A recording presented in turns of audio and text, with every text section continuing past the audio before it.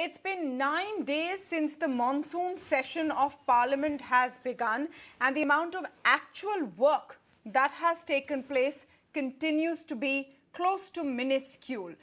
Every day there is some kind of an altercation or a shouting match between the opposition and the government. Well, in today's latest, Adhir Ranjan Choudhary, Congress leader's Rashtrapatni remark has sparked a massive controversy and political fight between the BJP and the Congress. The Congress leader said that he will personally meet the president and apologise to her. Earlier, while apologising for his comment where he called the president Rashtrapatni instead of Rashtrapati, Adhir said it was a slip of tongue and said that the ruling party was making a mountain out of a molehill.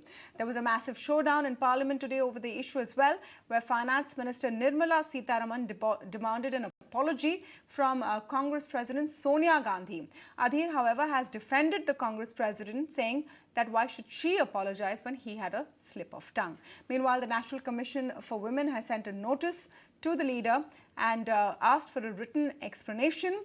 But that's not all. 3 more MPs were suspended from Rajya Sabha. So the suspension of MPs is also ongoing, taking the total number suspended from both houses to 27. This is the largest block of suspended MPs in 30 years. Rajya Sabha leader of the opposition, Mallikarjun Kharge, met Chairman Venkaiah Naidu seeking revocation of the suspension of MPs.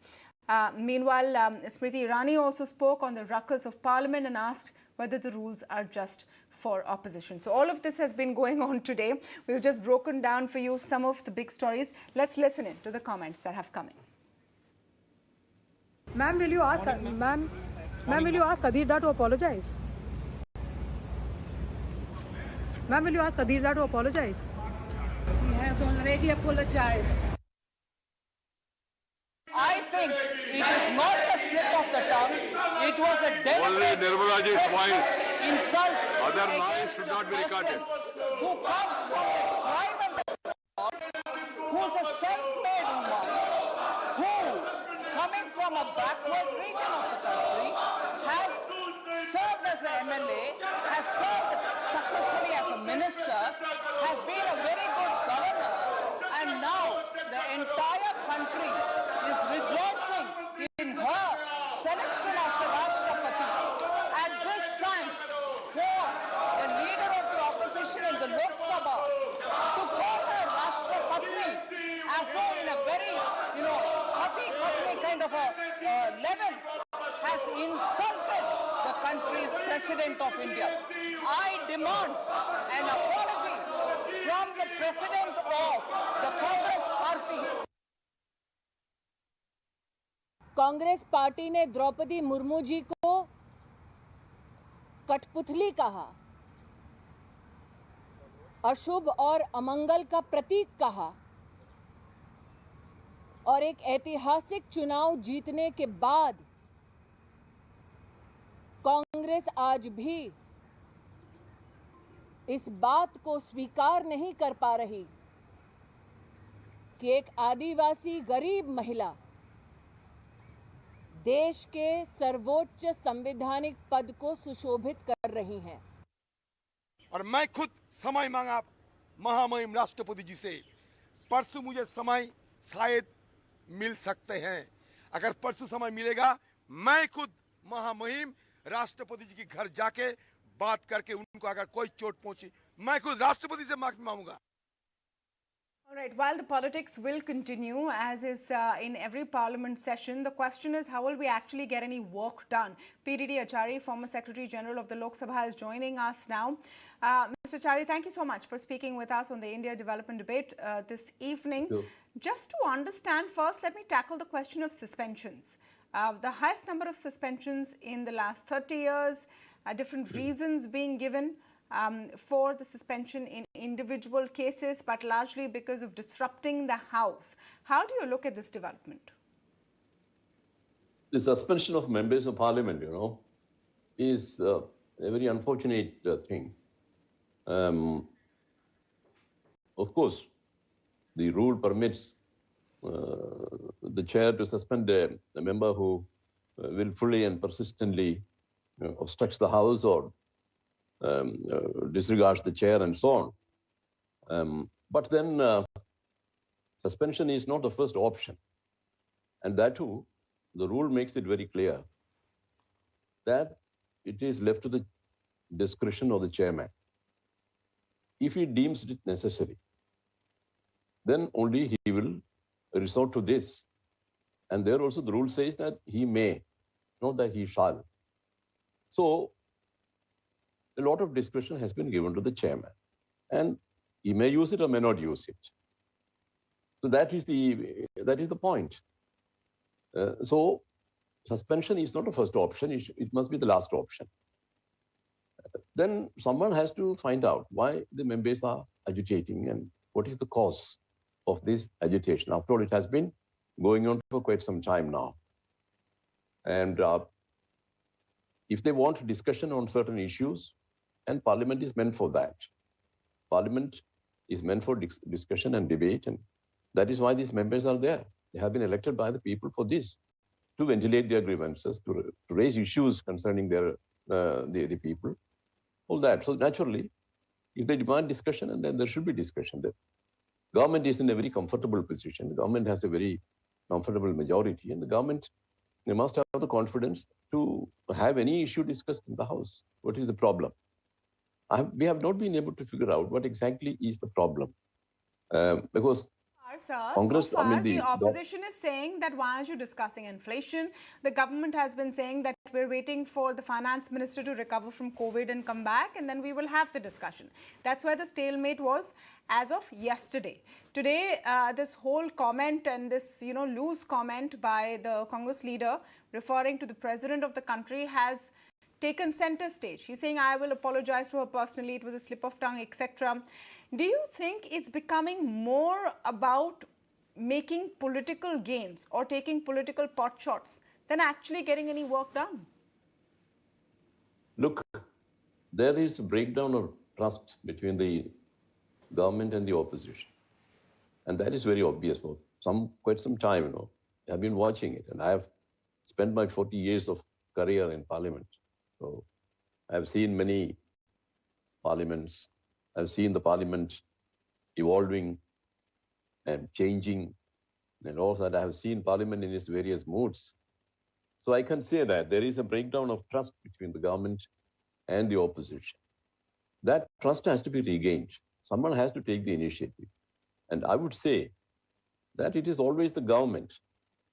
The government can afford to be large-hearted. So the government can meet the demands of the opposition. After all, what is the demand? Demand is for discussion of certain issues, which the opposition considers important. And the government can concede it because this is how the system has worked always. There is a business advisory committee headed by the speaker or the chairman in the other house, where they meet and discuss and they decide on the subjects which are to be discussed in the house. All that kind of thing happened. There is a system in place which can take care of these things. But somewhere there is a disconnect. So that has to be looked into, and the trust has to be restored. Only then things will start moving smoothly. Otherwise, this kind of a ruckus will go on. Where does the onus lie? Because from the citizens' point of view, from the taxpayers' point of view, from the voters' point of view, it's not really bringing us anything. There should be a serious debate in Parliament on the issues of the day. We should be talking about inflation, economic prospects, the impact of the Russia-Ukraine war on India. There are so many issues that we need to be talking about. We're seeing none of that. We're not seeing bills passed. So whose job is it to make this happen? Well, I must say that it is primarily the responsibility of the government. Well, after all, it is actually in the interest of the government to see that the House functions, so that government business is transacted in a peaceful atmosphere. Therefore, the government has to take the initiative. In fact, all times, it is not that this kind of ruckus has taken place for the first time. It's been happening, I think, since 1990s. It has been happening. Ever since the backbenchers took over the floor, this kind of a ruckus, coming to the well of the House and shouting slogans and all that, this has been happening. Now, we have lived with it. And the point is that the opposition and the government will always find a way to discuss things and normalize the relations. If the government and the opposition look at each other as enemies, then of course we won't reach anywhere. And this kind of a situation will continue, perhaps it will aggravate in course of time.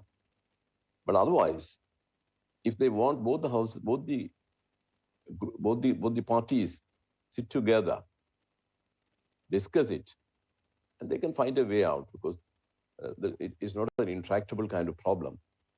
And either the chairpersons of both the houses can take initiative, or the leader of the house of the Lok Sabha, who is the Prime Minister, can take the initiative in meeting these leaders of the other parties and discuss it and find a solution to this. It is not such a serious problem, because as far as I understand, it is about discussing issues of importance. Naturally, it is in the interest of the government also that issues should be discussed. Issues of national importance should be discussed. Price rise. And there are so many other issues in which the opposition want to be discussed in the House, and they should be able to discuss it. That is the thing. That is what Parliament is meant for. But if the opposition is terribly agitated over an issue and they resort to some kind of obstruction, then suspension is not a solution to this problem. That is.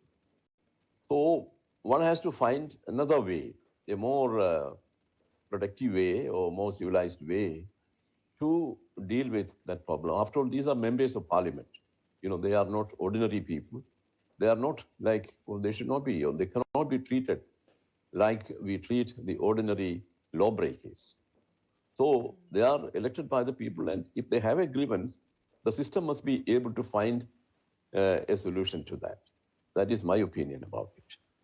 Absolutely. Do you think we're also seeing the heightened altercations this time around as a reflection of our political discourse right now? The opposition feels that Parliament is the arena where they can air their views, and they want to sort of utilize that time to talk about their issues more than anything else. The government, meanwhile, wants to brook no nonsense, and they're sitting there with a large majority. And are we seeing that underlying issue now, reflected in the kind of logjam this time round? Well, you see, the Parliament is a political forum. Although it is the highest legislative forum, but it is a political forum also. A lot of politics get to be discussed there. And the stand taken by each party is also political. It's all, so it's a highly political forum. It's a very, very high political forum. Therefore, politics will be discussed and political stand will be taken.